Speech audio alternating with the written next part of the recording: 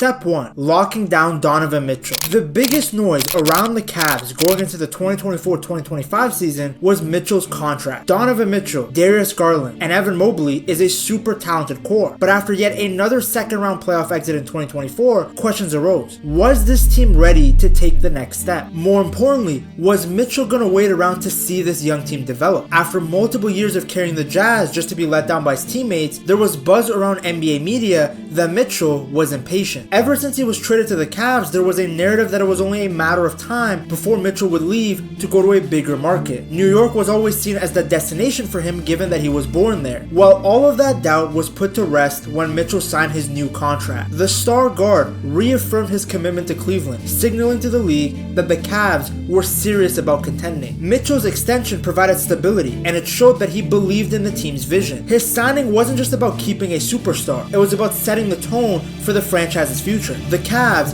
had locked down their top 4 guys. Step 2. Improving the coaching. With their best player staying, the Cavs decided it was time to upgrade their coach. They dismissed JB Bickerstaff and replaced him with Kenny Atkinson. Atkinson, who had previously been an assistant with the Golden State Warriors, was chosen for his proven ability to develop young talent and implement dynamic offensive strategies. His tenure with the Brooklyn Nets had shown that he has the skills in nurturing players like Jarrett Allen and Caris LeVert. Cleveland's really gonna miss you, LeVert. Atkinson transformed the team immediately, with the Cavs beginning the 2024-2025 season with a franchise record 15-game winning streak, one of the best starts in league history. This was mainly due to his new high-powered offensive system, which I will dive into much deeper in the later steps. Players have responded positively to Atkinson's coaching. Donovan Mitchell loves the way that they're moving the ball, and Garland has praised the increased freedom and spacing on the court. Atkinson has really put an emphasis on selfless play. He wants the ball moving efficiently and for the scoring to be balanced. No more just relying on Mitchell and Garland to do everything. Everyone on this team eats. As a result, the Cavs weren't just winning, but they were dominating. Step 3. Improve defending. One of the biggest reasons that the Cavs were dominating was due to their improved defense. Cleveland's success, even under Bickerstaff, was built on the foundation of an elite defense, mainly anchored by Jarrett Allen and Evan Mobley, the Twin Towers. As the team's traditional rim protector,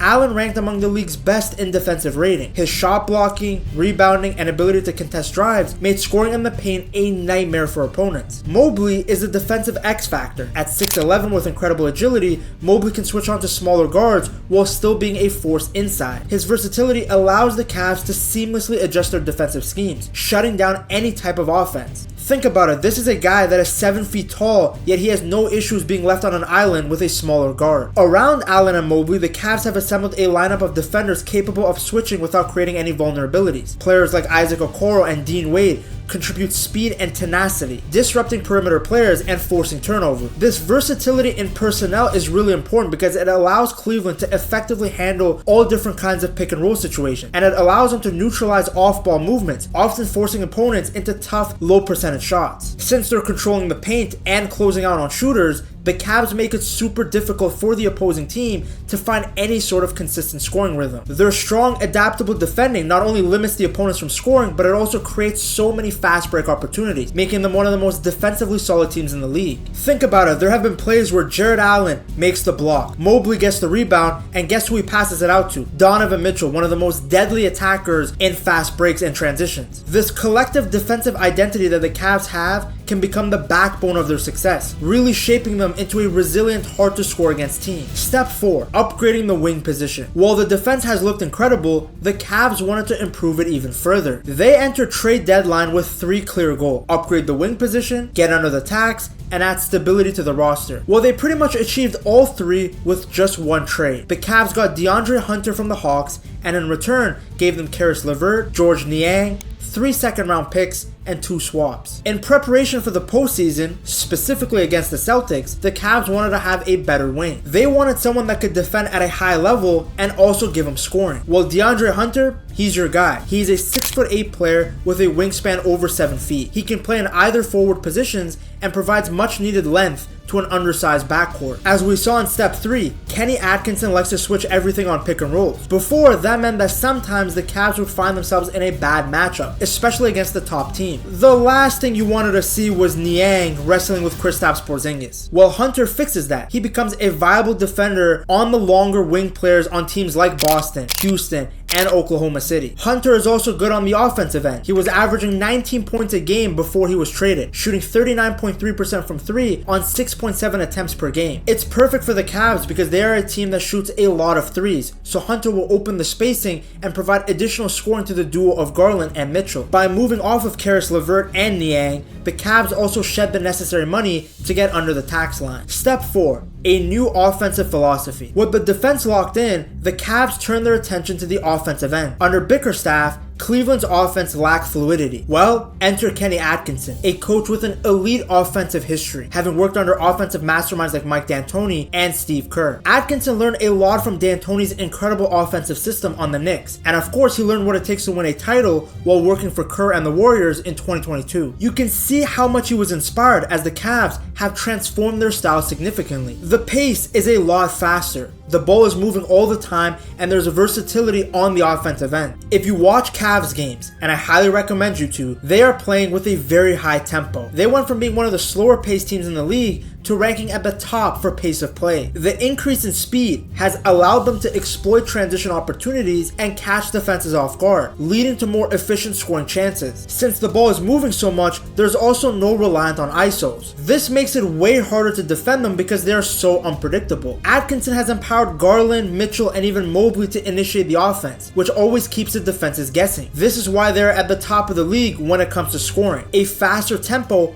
often results in better quality shots, such as open three-pointers and layups, due to the defensive mismatches and transition opportunity. Step 5. Getting the most out of Garland and Mitchell. This up-tempo style is perfect for Garland and Mitchell as they both excel in the open court. Mitchell is an explosive scorer. He's been terrific ever since joining the Cavs, as evident from his game winner against the Bucks. This high-tempo offense really suits him because he is quick and fantastic at attacking the basket. The quicker the speed of the game, the better it is for Mitchell because nobody can stop this guy in the open court. He's either going to get a free layup or dunk, or you have to double him and he can pass out of that. Not to mention that he can shoot as well, making him a triple threat as a scorer. He really is the ultimate offensive weapon, explosive in transition, elite at attacking a set defense, and capable of hitting deep threes. Garland is the floor general. He can't dunk the ball like Mitchell, but he still has a silky touch around the rim. He is able to make very difficult layups look easy. More importantly, he is an elite playmaker. Garland is incredible at setting up his teammates for open shots. In the open court, he picks apart defenses with his passing and excellent shot creation. Players like Garland are so dangerous because they are willing passers, but also have absolutely zero issues creating their own shot. You leave one of your players on an island with Garland, and that brother is getting cooked. This duo is one of the most lethal backcourts in the NBA, combining scoring, passing, and high basketball IQ to make the Cavs offense flow effortlessly. Step 6. The evolution of Evan Mobley. Now that Atkinson has gotten the best out of Mitchell and Garland, it was time to elevate Mobley to another level. Mobley's role isn't limited to just defending anymore. Atkinson saw his potential as an offensive initiator and gave him more responsibilities as a point forward. Mobley is now running fast breaks. He's creating offense from the top of the key and initiating pick and rolls with the guards setting the screens for him. His ability to find cutters and kick it out to shooters has added a new dimension to the Cavs offense. Mobley's shooting has also improved as Atkinson has asked him to shoot more threes. Mobley has taken more three-pointers than ever before, making over 40% of them at one point. Compared to his first 2 seasons when he shot just 23% from deep, this is a huge jump. He has already had multiple games with at least 3 made threes, whereas in his first 3 seasons, he only had 1 game like that. This transformation in his game has allowed the Cavs to space the floor better, especially with Jarrett Allen, who does not shoot at all. Mobley has also been more physical and dominant in the paint, addressing the concerns that he lacked the tenacity of Kevin Garnett, a player that he's often compared to. The Cavs now have a 6'11" playmaker who can handle the ball, make decisions, and still be a defensive anchor. Mobley's development has given Cleveland another weapon and further increased their versatility on the offensive end. Step 7. The playoff test. While Cleveland's regular season dominance is undeniable, the real challenge remains. Can they sustain this level of play in the playoffs? Facing elite defenses in a 7-game series will test whether their high-scoring attack can remain consistent. The Cavs must now prepare for teams that will be targeting mismatches and exploiting their weaknesses. With a young core, how they handle high-pressure moments will be crucial. There are still unanswered questions, but one thing is certain. The Cavs are no longer just an exciting team. They are contenders. With Mitchell and Garland leading the charge, Mobley evolving into a two-way star, and Atkinson implementing a system that maximizes all of their talents, Cleveland is ready to make a deep playoff run. To see how the Cavs have rebuilt after losing their greatest player of all time in LeBron James, you gotta check out this documentary that outlines the entire journey.